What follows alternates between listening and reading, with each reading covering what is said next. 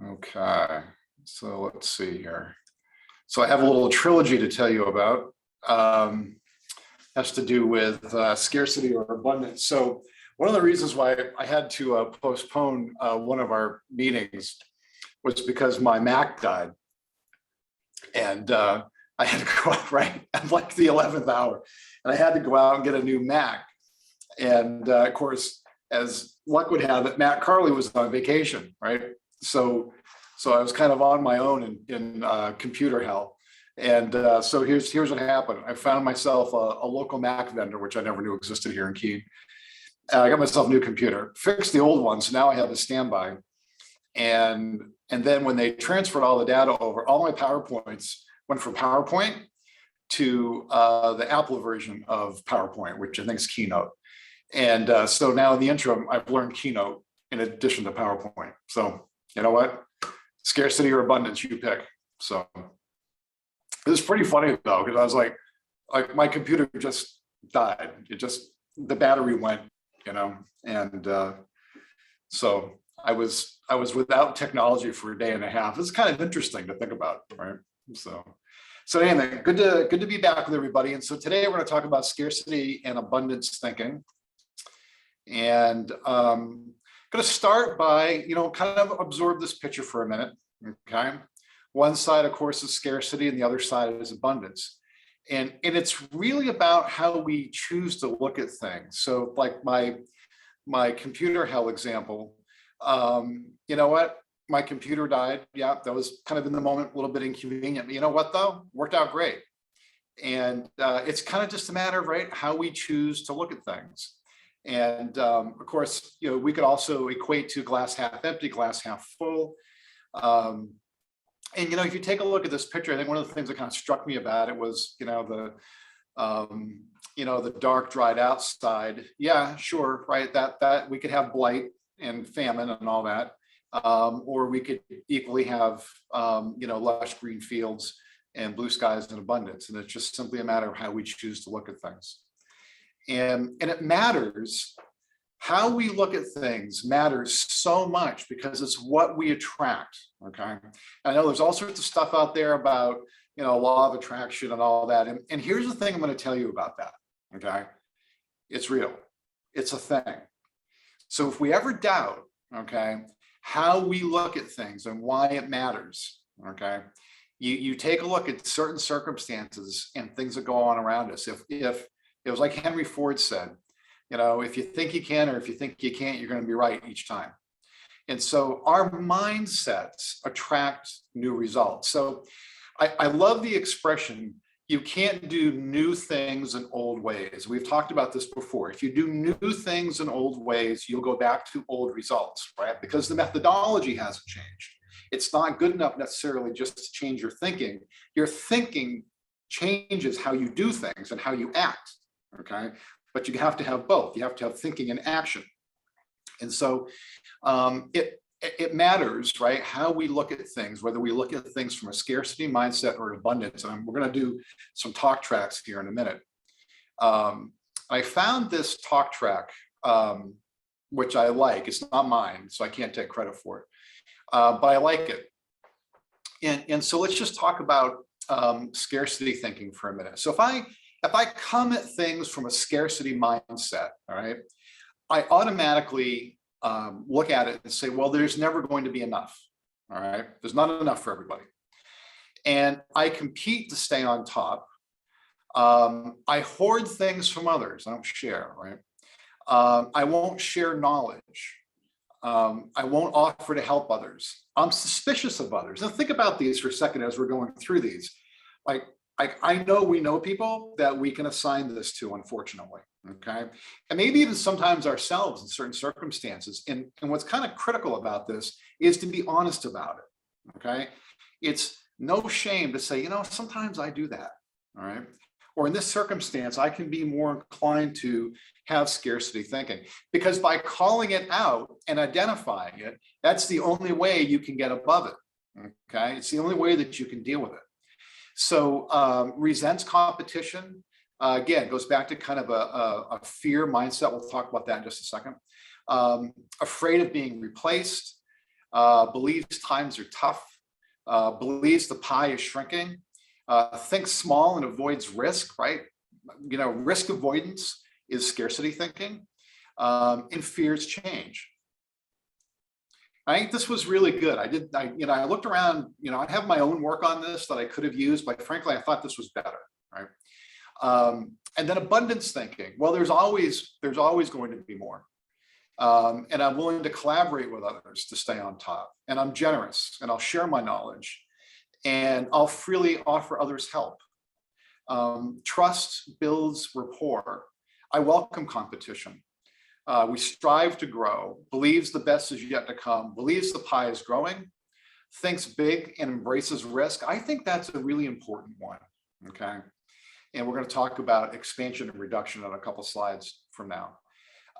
Thinks big and embraces risks. That's a really critical one. And then takes ownership of change, right? The one thing that, of course, it's said that the only thing in life that's constant is change.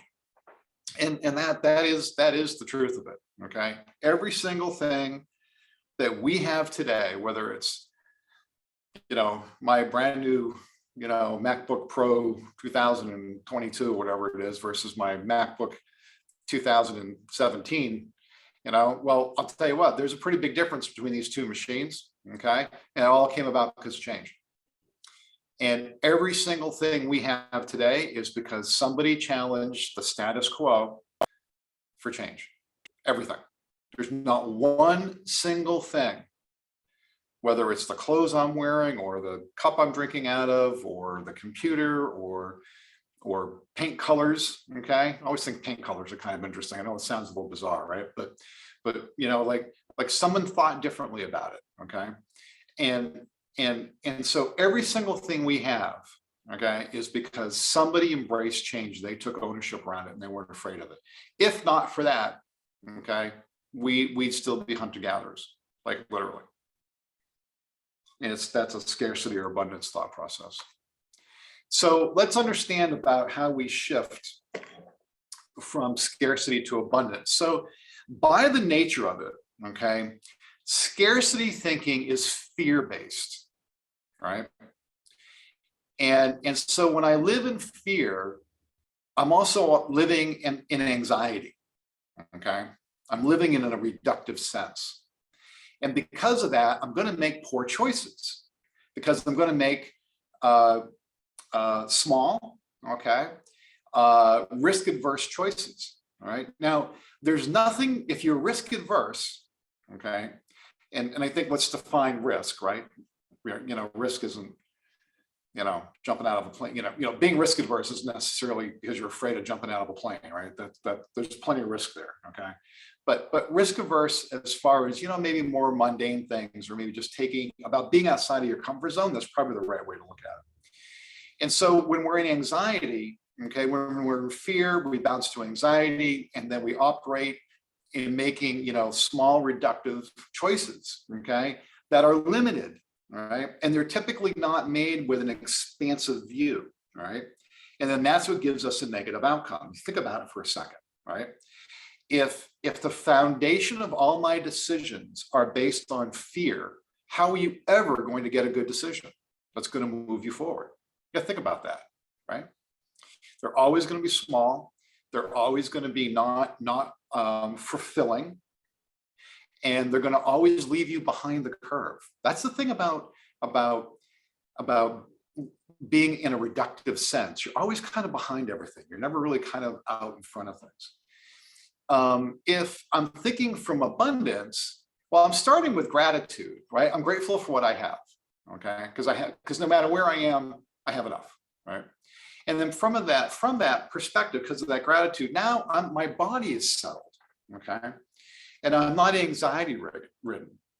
And I can make a good decision because I have peace of mind. And then from that, I make wise choices. Now, they don't always have to be, daring, swashbuckling decisions, okay? But they're good progressive decisions, okay? And because of that, I have positive outcomes. And because we're starting from gratitude versus fear, okay? Again, we're more relaxed. We don't feel pressure. We're not worried about the other guy. We're just worried about ourselves. Okay, let's just make the right decision for me or whatever group I'm, associated with. And then from there, I'm going to be more relaxed. I'm just going to make just, more relaxed, happier choices. Okay, and that's just naturally going to lead you, more times than not into positive outcomes.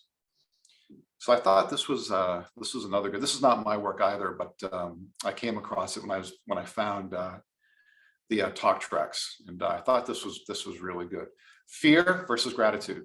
If we start with fear, okay, we're more likely to make smaller, less progressive, right? Less in the moment choices. If we start from gratitude, we're more likely to make better in the moment and in the future moment choices. So the question, right? How can I tell? How can I tell if I'm coming from abundance or if I'm coming from scarcity? So I'm going to put it for us to look at like this. So if I'm in scarcity, I'm reductive. And when I'm thinking in a reductive way, okay, when I look at circumstances without considering possibilities. So when I'm reductive, all right, I'm automatically just looking at the circumstances without considering, what all the great possibilities could be. All right. When I'm in abundance, I'm expansive, and that's when I can imagine all the opportunities that are going to be there. Okay. And so if we can take a look at, from a reductive or expansive, and I think, we can, if I say scarcity, well, that kind of means a lot of different things. If I say abundance, well, yeah, I kind of get that, right? But if we take a look at our behavior, okay, there's reductive behavior and there's expansive behavior. And so if I'm reductive, I'm not considering all the possibilities. So when I'm expansive, I am considering all the possibilities. And I don't know if you guys are familiar with Marianne Williamson, but she's kind of one of my favorite authors. And I like this quote: "The key to abundance is meeting limited circumstances with unlimited thoughts." Right? The key to abundance is meeting limited circumstances with unlimited thoughts. That's pretty cool. Does everybody know Marianne? Does anybody ever follow some of her work? Yeah, she's really, she's pretty cool, So, all righty. Well, that's our today, and just see here if we have any comments or anything. Anybody want to bring any chats in at all?